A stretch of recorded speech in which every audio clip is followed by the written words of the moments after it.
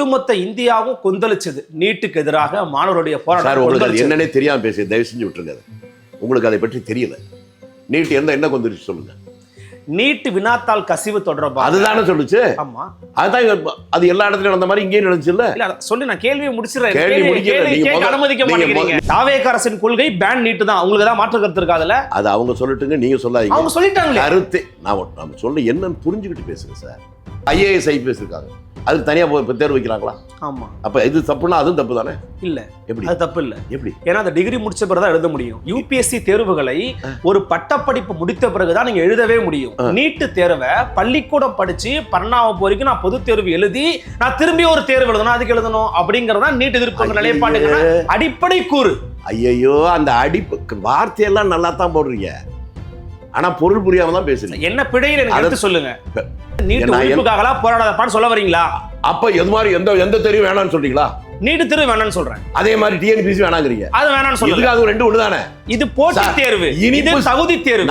அனுமதி கொடுக்கல. யாருக்கு போராட்டம் வேணாம்னு நினைக்கிறாங்க? உங்களுக்காக நாங்களே ரெப்ரசென்ட் பண்றோம், நீங்க போராடுறீங்கன்றாங்க. ஜல்லிக்கட்டுக்கும் அதே மாதிரி நாங்க ரெப்ரசென்ட் பண்ணிக்கிறோம், ஏன் போராடுறீங்கன்னு கேட்டிருந்தா ஜல்லிக்கட்டு நடந்திருக்காது. இல்ல, இப்போ ஒரிஜினல் கிரிமினலா கூண்டல் ஏத்துறது முக்கியமா, எனக்கு தண்ணி கிடைக்கிறது முக்கியமா? நீங்க பதில் சொல்லுங்க. நீங்க போய் எடுத்துட்டு வாங்க. என்ன நான் என்ன பேசுறது புரியுதா உங்களுக்கு? இல்ல, நான் என்ன கேக்குறேன், நான் திரும்பி கேக்குறேன். அது முடிஞ்சு போச்சு சார். நம்ம கையை விட்டு நம்ம தலையில இடி இறக்கிட்டானுங்க. இப்ப போய் இவங்க கிட்ட அந்த குறைய சொல்லிட்டு இருக்கீங்க. யார் கொண்டு வர முடியும் சொல்லுங்க? 70 அந்த ஒப்பந்தம் இருக்கிற போதே காவிரியுடைய முக்கியமான உபநதி, அதிக தண்ணீர் வருது கபினி, அடுத்து ஹேமாவதி, ஹேரங்கி. அந்த மூணுலையும் ஒரே நேரத்தில் அணை கட்டுறான். எல்லாம் அதிர்ச்சியா இப்ப என்னன்னு கேட்கிறாங்க. தான் தமிழ்நாடு அரசு எங்களுக்கு அனுமதி கொடுத்துருச்சுன்னாங்க. அதுக்கப்புறம் தான் தெரியுது, கேபினெட்லயே வைக்காம, அசம்பிளிக்குள்ள விவாதிக்காம ரகசியமா கையெழுத்து போட்டு கொடுத்தது. இவ்வளவு பெரிய துரோகம் பண்ணலாம் விட்டுட்டு என்னத்த சொல்றது? யானை நம்மளை தெருவில் விட்டதே திமுக. இவ்வளவு நேரம் விவரம் சொல்லிட்டேன். திரும்பி அவர்கள் கண்டித்தார்கள், நீங்கள் கண்டித்தீர்களா? என்ன ஆக போகுது அதை சொல்லுங்க. நம்முடைய முதலமைச்சர் அவர்கள் ஊடகங்களை சந்திக்கவே மறுப்பதை ஒரு முக்கியமான கட்சியின் தலைவரா நீங்க எப்படி மதிப்பீடு செய்றீங்க? இவர் பிரைம் மினிஸ்டரா வந்துருவாருன்னு எனக்கு நம்பிக்கை வந்திருக்கு. இப்பதான் வந்து, ஏன்னா மோடியும் பேசவே மாட்டாரு, பேசவே மாட்டேங்கிறாரு. இப்ப தெரியுதா? ரெண்டு பேரும் ஒண்ணுன்றீங்க. பேச மாட்டேங்கிறாரு. அவர் பேசித்தான் ஆணு கட்டாயம் இருக்கு. வெறும் பேச்ச கேட்டு தான் நாசமா போயிட்டீங்க. அப்படியே பேசதான் பிஜேபி மோடி பேசுறாங்க. செய்யல முடிய ஆதரவுகள் இப்படிதான் பேசுறாங்க. அப்படியா?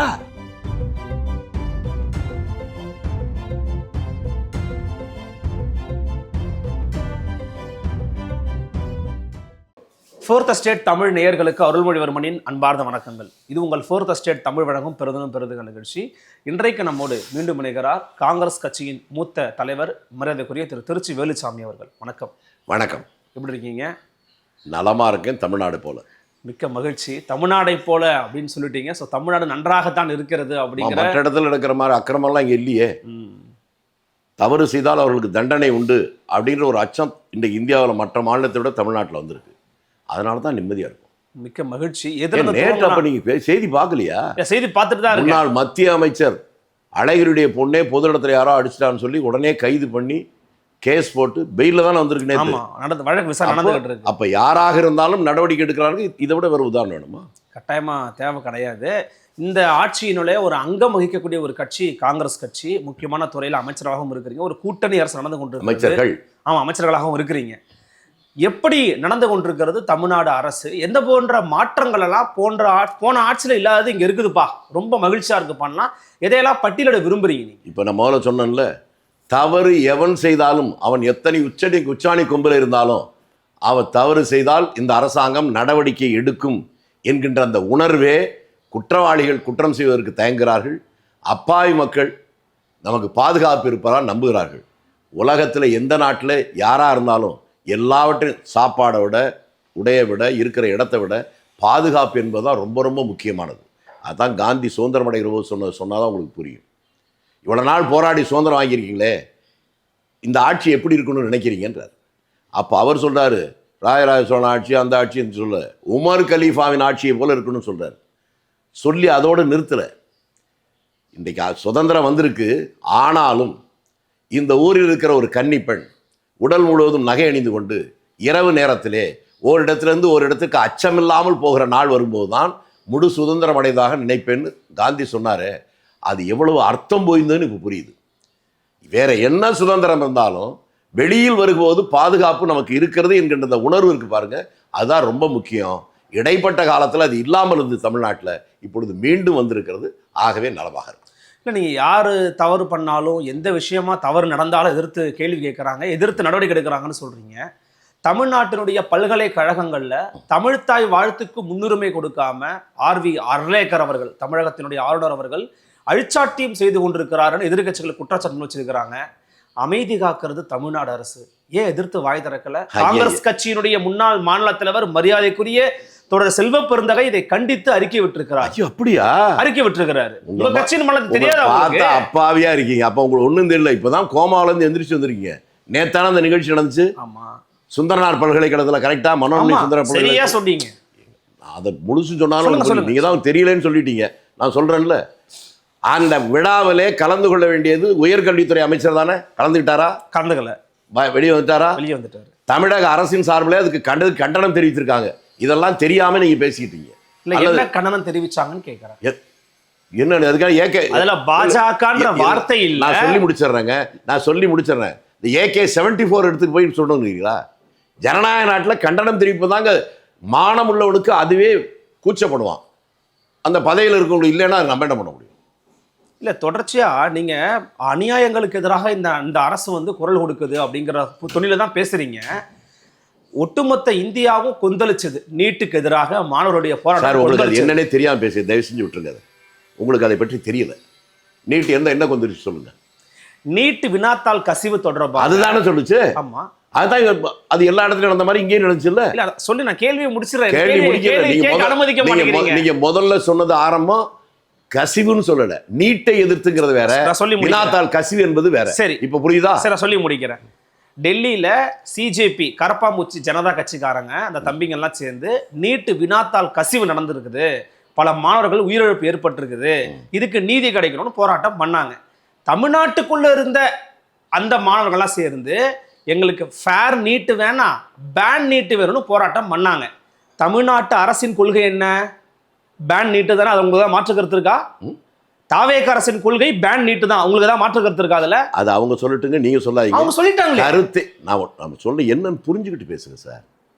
இது என்ன பிரச்சனை முதல்ல புரியுதா? நீங்க விளக்கம் கொடுங்க. புரியல சொன்னாதான் உங்களை போல புரியும், உங்க மூலமா மக்களுக்கு புரியும். விளக்கம் கொடுங்க. இந்த நீட் என்கின்ற ஒரு இதை கொண்டு வந்ததே காங்கிரஸ் ஆட்சி தான். அதை கூட நான் பகிரங்கமா ஒத்துக்குவேன். ஆனால் அவர்கள் கொண்டு வருகிற போது அவர்கள் சொன்னது எந்தெந்த மாநிலங்கள் விரும்புகிறதோ அதை அவர்கள் வச்சுக்கலாம், விரும்பாத மாநிலங்களில் அவர்கள் நீட்டை பயன்படுத்த வேண்டிய அவசியம் இல்லை. பிஜேபி ஆட்சி வர்றவங்களும் அப்படித்தான் இருந்துச்சு. இவங்க வந்து தான் எல்லா மாநிலத்தையும் அது உறுதிப்படுத்தினாங்க. அதுக்கப்புறம் தான் இந்த புது பிரச்சனைகள் வந்துச்சு. அதை கூட ஏற்றுக்கொண்டு போனாலும் ஒரு முறை அல்ல பல முறை அந்த வினாத்தாள்கள் அது பகிரங்கமாக விற்பனை செய்யப்பட்டதுனால தான் பல பேர் பாதிக்கப்பட்டாங்க. அதை எதிர்த்து தான் அந்த போராட்டங்கள் இருந்துச்சு. அதனால் அந்த நீட்டுனா எல்லாமே ஒரே நீட்டுங்கிறதல்ல, ஒவ்வொரு காலகட்டத்திலையும் ஒவ்வொரு மாறி மாறி வந்திருக்கு. அதை நம்ம புரிந்து கொண்டால் மட்டும்தான் இதை சரியாக பண்ண முடியும். நீங்கள் இதில் ரெண்டு பார்வை இருக்குது. நீட் என்பது பொதுவாக இதுக்காக ஏன் வைக்கணுன்றோம். இப்போ IAS IPS இருக்காங்க, அதுக்கு தனியாக தேர்வு வைக்கிறாங்களா? ஆமாம். அப்போ இது தப்புன்னா அதுவும் தப்பு தானே? இல்லை, எப்படி? அது தப்பு இல்லை. எப்படி? ஏன்னா அந்த டிகிரி முடிச்ச பிறகு தான் எழுத முடியும். UPSC தேர்வுகளை ஒரு பட்டப்படிப்பு முடித்த பிறகுதான் நீங்க எழுதவே முடியும். நீட்டு தேர்வை பள்ளிக்கூடம் படிச்சு 12ஆம் வகுப்பு வரைக்கும் நான் பொது தேர்வு எழுதி நான் திரும்பி ஒரு தேர்வு எழுதணும், அதுக்கு எழுதணும் அப்படிங்கறதா நீட் எதிர்ப்பு நிலைப்பாடு அடிப்படை கூறு. ஐயோ, அந்த வார்த்தையெல்லாம் நல்லா தான் போடுறீங்க, ஆனா பொருள் புரியாம தான் பேசுறீங்க. என்ன பிழையில் எனக்கு சொல்லுங்க. நான் உங்களை மாதிரி சொல்ல தெரியாதுங்க, நான் யதார்த்தமா தான் சொல்றேன். அதுல எப்படி டிகிரி முடிச்ச உடனே அவனுக்கு அப்படியே அந்த பார்க்க வச்சு கொடுக்க வேண்டியதானே? ஒருத்தர் ஒரு டிகிரி படிப்பாங்க. பிடெக் படிப்போம், ஒருத்தர் BE படிப்பாரு, ஒருத்தர் BSc. அதே தான் +2. ரெண்டுக்கு என்ன பெரிய வித்தியாசம்? ஐயா, +2ங்கிறது பள்ளி படிப்பு, UPSCங்கிறது IAS IPS தேர்வு. என்ன சொல்றேன் குழப்பிக்காதீங்க. நான் குழம்பல, நீங்க தான் குழம்பிருக்கீங்க. சிஸ்டம் ஒண்ணுதாங்கறேனா. அது அடுத்து சொல்றேன். MA படிக்கிறான், MSc படிக்கிறான், தமிழ்நாடு அரசுக்கு வேலை, TNPSC அதுக்கு ஒரு தேர்வு வைக்கிறாங்களா? எதுக்காக? Group 1, group 2, group 4. அதான் அது எங்களுக்கு புரியுதுங்க, எதுக்குன்னு கேட்கிறேன். இந்த படிப்பை வச்சே அவங்களுக்கு வேலை கொடுக்கலாம்ல. சரியா தப்பா என்கிற விவாதம் வேற, ஏற்கனவே இந்த மாதிரி பல இருக்குங்கிறதுக்காக அவர் சொல்றேன். ஆனால் இப்ப நடந்த போராட்டம் என்பது அது வேண்டுமா வேண்டாமா என்று சில பேர் பேசினாலும் நாடு முழுக்க நடந்த போராட்டம் என்பது அந்த விழாத்தாள்களே தொடர்ந்து விற்பனை செய்து கொண்டிருக்கிறார்கள். அதனால் பாதிக்கப்படுகிறார்கள் தான்.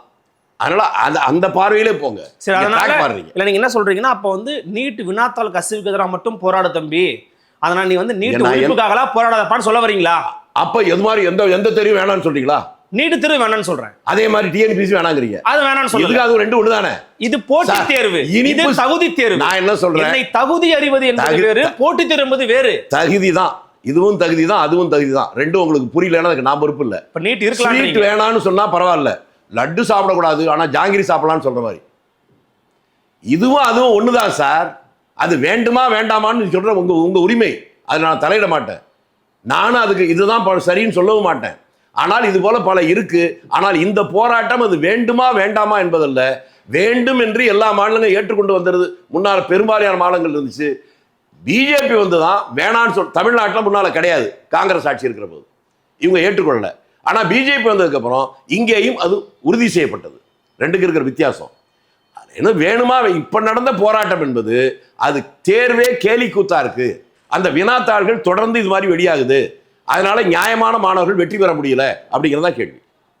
தமிழ்நாட்டில் மாணவர் செல்வங்கள் பல பேர் வந்து போராட்டங்களை முன்னெடுக்கும் போது எப்படி டெல்லியில் நேம் பேட்ச் இல்லாமல் காவல்துறையினர் மாணவர்கள் மீது வன்முறையை கட்டவிழ்த்து விட்டாங்களோ, அதே போல் இங்கேயும் தமிழ்நாடு அரசினுடைய காவல்துறை நேம் பேட்ச் இருந்த காவல்துறை அதிகாரிகளை வச்சு பல்கலைக்கழகத்துக்குள்ள இருந்த மார்க்சிஸ்ட் லெனினிஸ்ட் மாணவர்களை கூட்டு வந்து அழைச்சிட்டு போய் முன் கைது செய்து இப்படி வன்முறை ஆட்டங்களை கட்டவிழ்த்து விட்டதை எதிர்த்து காங்கிரஸ் கட்சியினுடைய நிலைப்பாடு என்ன?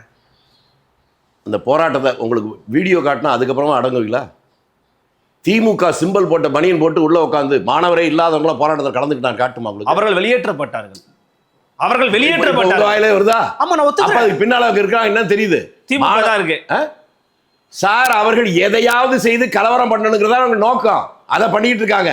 அதுக்கு நீங்க அதுல போய் விழுகுறீங்க. ஒரு போராட்டம்னா 10 பேர் கலந்துக்க தான் செய்வாங்க ஐயா. நீங்க இந்த போராட்டம் இவங்க இருக்காங்க அதனால போராட்டமே பண்ணாதீங்க எப்படி சொல்லுவீங்க? ஒரு பொண்ணுன்னா யாரை வேணாலும் அடிக்கலாம், அது கூட நியாயம் தான். நேத்தையா கைது பண்ணான்னு கேட்பீங்களா? நான் என்ன கேட்கிறேன், நீங்க மாணவர்கள் மட்டும் போராடினாங்கன்னு சொன்னீங்க, அது இல்லை. அதற்கு பின்னால இவங்க இருந்தாங்க, அதை அடையாளம் கண்டுபிடிச்சு அவர்களே வெளியேற்றினாங்க. இது உட்பட நடந்துச்சு. ஆமா, அப்ப அந்த போராட்டம் என்பது ஒரு கட்சி அலுவலகத்துக்குள்ள தான் நடந்துச்சு. அனுமதி கொடுக்கல, உங்க அரசு அனுமதி கொடுக்கல. உங்களுக்கு அரசியல், நீங்க பீகார் அரசா? நீங்க அரசியல் அங்கம் வகிக்கிறீங்களா இல்லையா? நான் சொல்றேன் நம்ம அரசு நம்ம அரசு சொன்னா நீங்க போயிட்டு இருக்க வேண்டியது. நம்ம அரசு அனுமதி கொடுக்கல, அது முதல்ல புரியணும். அனுமதி கொடுக்கல. போராட்டம் வேணாம்னு நினைக்கிறாங்க. உங்களுக்காக நாங்களே ரெப்ரசென்ட் பண்றோம், நீங்க போராடுறீங்கன்றாங்க. ஜல்லிக்கட்டுக்கும் அதே மாதிரி நாங்க ரெப்ரசென்ட் பண்ணிக்கிறோம், ஏன் போராடுறீங்கன்னு கேட்டிருந்தா ஜல்லிக்கட்டு நடந்திருக்காது. இன்னைக்கு ஜல்லிக்கட்டுக்கு போராட அனுமதி கொடுக்காம இருந்திருந்தீங்கன்னா நடந்திருக்காது ஜல்லிக்கட்டு. அதான் நீங்க உப்பு இருக்கானா பப்பு இருப்பீங்க, பப்பு இருக்கானா உப்பு இருப்பீங்க, இப்படியே பேசிட்டு போனா இதுக்கு எதுவும் முடிவே இருக்காது. என் வாதத்துல பிழை இருந்தா சுட்டி காட்டுங்க, நான் ஏத்துக்கிறேன். பிழை இருந்தா பிழையான வாதம் மட்டுமே பண்றீங்க. ஒரு பிரச்சனையை பேசுற போது அதை நேரா பேசுறது வேற, ஒண்ணு இதை விட்டு அது இது என்ன அப்படின்னு பேசுறது, அது பிழையிலும் பிழை. நான் ஏன் இதை கேட்கிறேன்னா எல்லாம் ஒன்றல்ல. எனக்கு வந்து ஒன்று போல இருக்கும் ஆனால் ஒன்றல்ல. நான் உங்களை பார்த்து திரும்பி கேட்கிறேங்க, இந்திய எதிர்ப்பு போராட்டம் நடந்துச்சு இல்ல? ஆமா. அல்ல ஊத்துக்குழியில் ஒரு இன்ஸ்பெக்டர் உயிரோட கொளுத்தி விட்டாங்களா? ஒரு இன்ஸ்பெக்டர் பட்ட பகல்ல பெட்ரோல் ஊத்தி அவன் கதறனானா செத்தானா? அவனுக்கு இருந்த ஒரே ஒரு பொண்ணுக்கு பேரு தமிழ்ச்செல்வி. தமிழ்ச்செல்வின்னு பேர் வச்ச இன்ஸ்பெக்டர் உயிரோட கொளுத்தி விட்டவன் மொழிப்போர் தியாகின்னு பென்ஷன் கொடுத்தாங்கன்னு உங்களுக்கு தெரியுமா? எதை பற்றி உங்களை மாதிரி ஆட்கள் சீரியஸா கோவப்படணுமோ அதை பண்ணவே மாட்டீங்க. சாதாரண விஷயத்தெல்லாம் பெருசா பூதாகரமா காட்டிட்டு இருப்பீங்க. அதானா என்ன பேசுறீங்க? இதுக்கு முன்னால அஜித்னு ஒருத்தனை பொதுவெளியில 10 இடத்துல வச்சு அடிச்சே கொண்டாங்களா?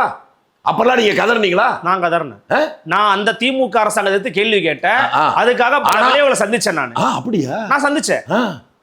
நான் என்ன கேட்கிறேன், இப்ப நடவடிக்கை எடுக்கிறாங்களா இல்லையா? அதுதான் நான் சொல்றேன். எந்த ஒரு ஆட்சியாக இருந்தாலும் தவறே நடக்காத ஒரு ஆட்சி பார்க்க முடியாது. ஒரு குடும்பத்தில் இருக்க 4 பேரே எல்லாமே சரியா போடுறது இல்லை. ஜனநாயகத்தில் தவறு நடக்கிற போது அந்த தவறுகள் வர்ற நேரத்தில் அது அரசாங்கம் நடவடிக்கை எடுக்கிறதா இல்லையா அப்படிதான் பார்க்க முடியும். இந்த அரசாங்கம் நடவடிக்கை எடுக்கிறது, கடந்த காலத்தில் எடுக்கல. ஆளுங்கட்சினா என்ன வேணாலும் செய்யலாம்.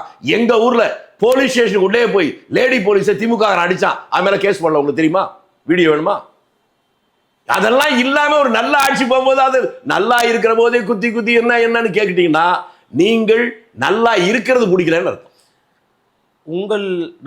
நமது அரசினுடைய இப்பதான் சரியா நமது அரசினுடைய அங்கத்துல காங்கிரஸ் கட்சி இருக்கிறது, விசிகா இருக்கிறது, இடதுசாரிகள் இருக்காங்க, ஐஎம் எல்லாம் இருக்காங்க, ஒத்துக்கிறீங்கல்ல? எல்லாம் இருக்காங்க. அந்த விசிகாவுடைய துணை பொதுச் செயலர் ஆலு ஷானவா சொல்கிறார், இந்த ஆட்சி மறைமுகமாக பாஜகவின் ஆட்சியாக செயல்படுகிறது. பாஜக எதிர்ப்பில் கிள்ளுக்கிரையை கூட தூக்கி போடாமல் அமைதி காப்பது எதனால்னு கேட்கிறாருல்ல. திருச்சி வெளிச்சாமி ஐயா வெட்டி போட்டாலும் ஆர்எஸ்எஸ்க்கு எதிராக பேசுவாரு, பிஜேபி எதிராக பேசுவாரு எனக்கு தெரியும். இந்த அரசு பேசுமா? ஏன் வாய் திறக்க மறுக்கிறது? அரசு தெளிவா தாங்க இருக்கு. உங்களுக்கு புரியல ஒண்ணும் பண்ண முடியாதுங்க. ஐயா ராகுல் காந்தியை கைது பண்றாங்க. நான் என்ன சொல்றேன், பிஜேபின்னு ஒரு வார்த்தை இல்ல. நான் சொல்றத முதல்ல புரிஞ்சுங்க. போலீஸ்காரன் கண்ட இடத்துலலாம் அடிக்க மாட்டான், தவறுன்னு நினைக்கிற போது அடிப்பான். அடிக்க வேண்டிய நேரத்தில் முதல்ல சொல்லுவான், அப்புறம் செய்வான், அடிப்பான். எடுத்த உடனே அடிச்சா போலீஸ் அராஜகம்னு அர்த்தம். ஒரு அரசு கூட ஜனநாயகத்தில் ஆரம்பத்தில் எடுத்தோடனே AK-74 எடுத்துட்டு ஒருத்தர் சுடுறாருல, இந்தியாவில் அவர்கிட்ட மட்டும் இருக்கு, அவர் மாதிரி எடுத்து சுட முடியாது. கடந்த ஆட்சி காலத்தில் உங்க பத்திரிகையாளர் வீட்டுக்குள்ள போய் மலத்தை கரைச்சி ஊத்துனாங்கல்ல, அவங்க அம்மா செத்தே போச்சு இல்லை, அந்த ஆள் மேலே எத்தனை கேஸ் போட்டாங்க, கையை உடைச்சாங்க, கால் உடைச்சாங்கல்ல. அந்த மாதிரி இப்போ ஏதாவது நடந்தா நீங்க கோவப்படுறதுல நியாயம் இருக்கு. அந்த மாதிரி நடக்காம தவறு நடந்தால் அது மீறி நடவடிக்கை எடுக்கிற அந்த நல்ல எண்ணத்தை நீங்கள் பலப்படுத்த முயற்சி செய்யுங்க. அப்பதான் நீங்க ஜனநாயகவாதின்னு அர்த்தம். கேள்விக்கு பதில் கிடைக்கல. கேள்வி கிடைக்கலன்னா பாஜக ஒரு வார்த்தையை ஏன் இந்த அரசு பயன்படுத்துவது இல்லை? பாஜக அரசு நீங்க எந்த உலகத்தில் இருக்கீங்க? நான் இவ்வளவு நேரம் பேசுனதே வேஸ்ட். அரசு எப்படிங்க பயன்படுத்தும் பாஜக எதிர்ப்புன்னு? தாவேக அரசு, தாவேக கட்சி தான் பயன்படுத்து. அப்ப நீங்க பாக்குறது இல்லையா? தாவேக காரங்க எல்லாரும் போட்டு பிரிச்சு மேயறாங்களே. எங்க ஜனநாயகன் தியேட்டர் இல்லையா, படத்தை தியேட்டர் இல்லையா பிரிச்சு மேயறாங்க. ஆஹா, கேக்குறேன். ஏன்னா பல அமைச்சர்கள் அழுகையை காவிரிக்கு தண்ணி கிடைக்கலன்னு அழுவல, ஜனநாயகன் கடைசி படம் போது அழுகுறாங்க. அப்படியா? அதுதான் அழுகுறாங்க. பாருங்க நீங்க. காவிரியில தண்ணி வரல அழுகுறாங்களா?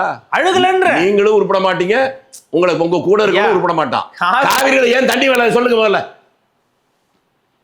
இதுக்கு எவன் காரணமா அவனை விட்டு சம்பந்தம் எல்லாம் பேசிக்கிட்டீங்க. எந்த போயிருக்க நாங்கெல்லாம் காவிரி தான் எங்களுக்கு ஜீவநாடி. வருஷம் 360 நாள் எங்க ஊர்ல தண்ணி வரும். அந்த ஊர்ல பிறந்தவன் இப்போ ஒரு சாவடிக்கு தண்ணி வரல, அதுக்கு இந்த அரசு காரணமா? யார் காரணம்? குற்றவாளி எல்லாம் தப்ப விட்டு வேற தெருவில் போற இவன் குற்றவாளின்னு சொல்ற மாதிரி சொல்லிட்டு இருக்கீங்க. என் அரசு, என்னோட அரசு இன்னைக்கு இருக்கு சார். உங்களுக்கு என்னன்னு புரிஞ்சா பேசுங்க, இல்லை இப்படி எல்லாம் பேசாதீங்க. காவிரியில தண்ணி வராதுக்கு யார் காரணம் கேட்கிறேன், நேரடியா பதில் சொல்லுங்க. சொல்லுங்க. திமுக அதிமுக காரணம் சொல்லிட்டீங்க, அப்புறம் இவங்களை எதிர்த்தீங்க. இன்னைக்கு என்ன நிலைமைனா புரிஞ்சுங்க. நம்ம கையிலே, மாநில அரசு கையிலே இல்லை. அதுதான் சட்ட ரீதியா நாம் ஒத்துக்க வேண்டிய விஷயம்.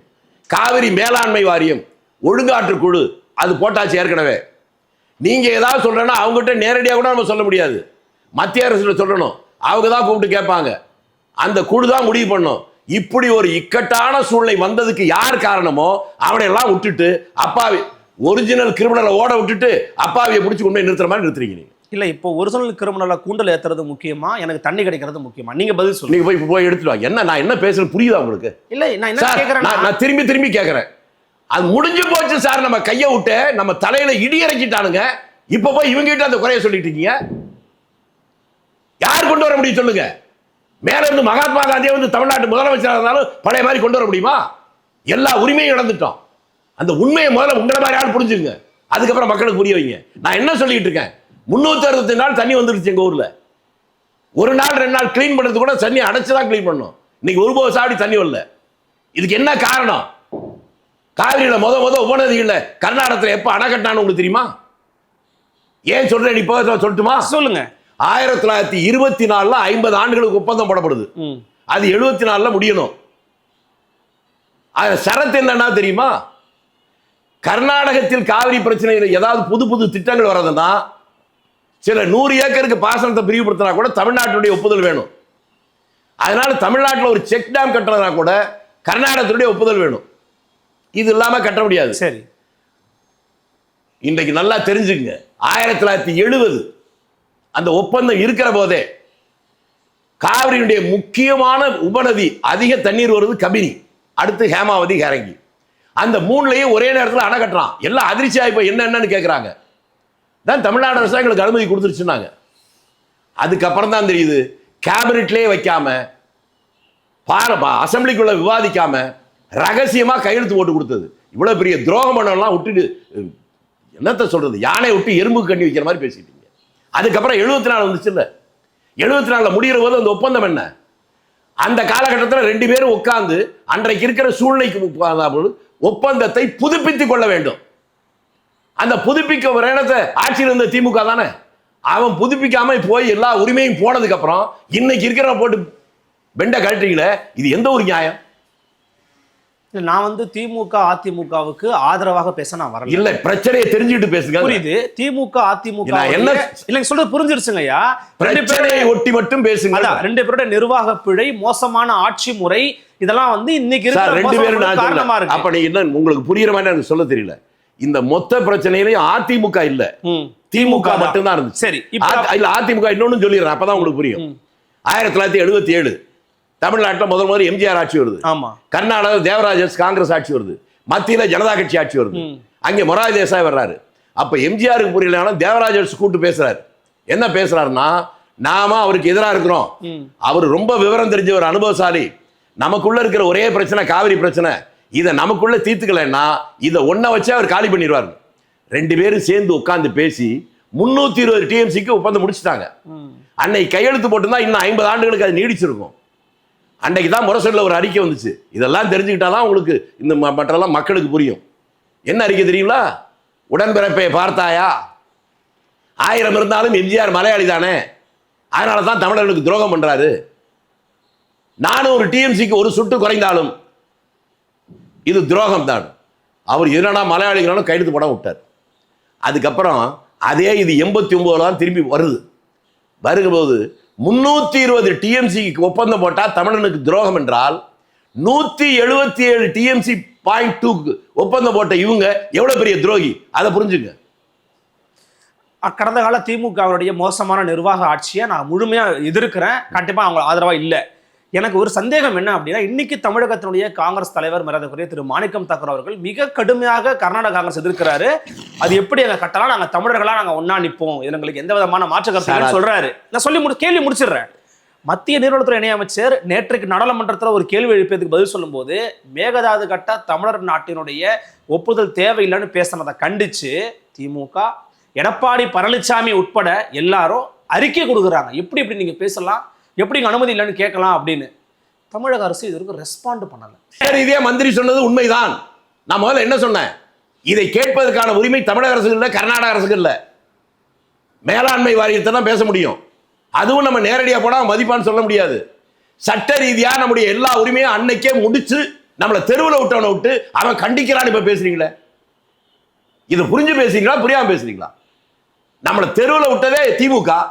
இவ்வளவு நேரம் விவரம் சொல்லிட்டேன், திரும்பி அவர்கள் கண்டித்தார்கள், நீங்கள் கண்டித்தீர்களா? என்ன ஆக போகுது அதை சொல்லுங்க. இதை எப்படி பயன்படுத்துறதா கண்டிப்பதால் மட்டும் முடியாது. எப்படியாவது பேசி இணக்கமான ஒரு புது சூழலை உருவாக்க வழி இருக்காங்கிறத பதட்டப்படாமல் நிதானமாக யோசிப்பதான் பதறாத காரியம் சிதறாத சொல்லுவாங்கல்ல, அதை முதல்ல புரிஞ்சுங்க. முதலமைச்சர் முடிக்கல. அதனால இப்ப இந்த பலவீனமான சூழ்நிலையில் வெறும் வார்த்தை ஞானத்தில் மட்டும் கண்டிக்கதோ அல்லது மற்ற வார்த்தை கொடுக்கிறதோ விட இதை எப்பாவது ஒரு வகையில சாதிக்க முடியுமா என்று பொறுமையாக யோசிப்பதற்குள்ள அதான் புத்திசாலித்தனம். அதை இவர்கள் செய்கிறார்கள். முதலமைச்சருடைய கர்நாடகாவுக்கு சென்று நம்ம பேசலான்ற ஒரு முடிவு யோசனை இருக்கிறாருன்னு சொல்றாங்க. அதை ஒரு தலைவரா நீங்க எப்படி பாக்குறீங்க? நல்ல முயற்சி. நான் முதல்ல என்ன சொன்னேன் அதே தான். கர்நாடகத்தில் தேவராஜஸும் தமிழ்நாட்டில் இருந்த எம்ஜிஆர், நான் காங்கிரஸ்காரனே சொல்ல, அதிமுகவை சேர்ந்த எம்ஜிஆர் சேர்ந்து செஞ்சது எவ்வளவு அற்புதமான நல்ல சூழ்நிலை.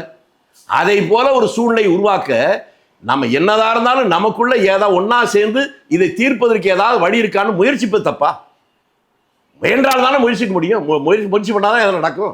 அதுக்கான முயற்சி, அந்த முயற்சி வெற்றி பெறுமா பெறாதான்னு ஆரம்பத்திலே சொல்ல முடியாது. அதுக்கான முயற்சிப்பது முக்கியம். அதை இவர்கள் செய்கிறார்கள். கர்நாடகா போய் முதலமைச்சர் பேசினா நல்ல தீர்வு கிடைக்க வாய்ப்பு இருக்கு. நீங்க வாய்ப்பு எதுக்கு? இந்தியாவுக்கு சுதந்திரம் கிடைக்கினாரா 100 வருஷம் 200 வருஷம் நினைச்சிருப்பானா? நம்பிக்கை தான் சார் வாழ்க்கை. சட்டங்கிற சட்டத்தில் இல்லைன்னு நான் சொன்னேன். அதே நேரத்தில் சட்டம் கல்வெட்டு சாசனம் அல்ல, அதையும் நான் சொல்லுவேன். நாளைக்கு இந்த சட்டத்தையே திருந்துறதுக்கு ஒரு வாய்ப்போட வரலாம். அப்ப இதெல்லாம் மாறலாம். அதுக்கு அந்த இதை அப்படியே கொண்டு போகணும்ல.